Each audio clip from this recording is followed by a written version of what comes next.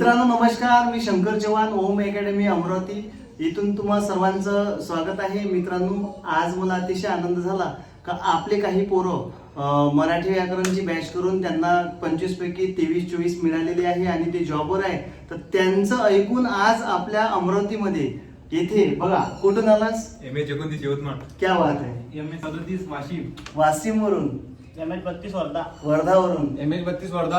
क्या बात आहे. वर्धावरून. MH29 यवतमाळ. यवतमाळवरून. MH29 यवतमाळ. यवतमाळवरून. अमरावती. अमरावती. अमरावती. अमरावती. अमरावती. इकडे अमरावती. ओके. कसे काय तुम्ही वर्धा यवतमाळ असं म्हणजे कसं माहित मिळालं, तुम्ही कशी माहिती मिळाली क्लासची? मोठे गाडी. म्हणजे लागलेल्या मुलांनी सांगितलं आहे का, युट्यूब वरून पाहून आले आहे का, कसे आले आहे? म्हणजे लागलेल्या मुलांनी. हो, कारण आपले युट्यूब वगैरे वर तेवढे वेळ कोरोना काळातलेच आहे, तसं आपण मार्केटिंग त्याच्यावर तेवढी नाही केली आहे. पण म्हणजे जे लागलेले पोर आहेत त्यांच्याकडून तुम्हाला माहिती जास्त मिळाली.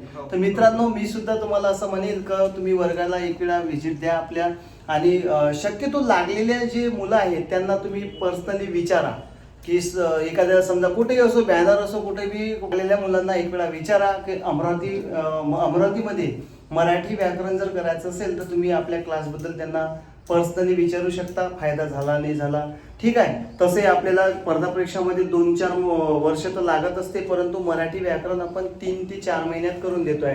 काही सणगिनं राहते त्यामुळे ते काही महिने 5 महिने, कारण तुम्ही समजू शकता जर मी 50 पेपर घेत असेल तर 50 दिवस जाणार ना त्याच्यात. येत्या लक्षामध्ये.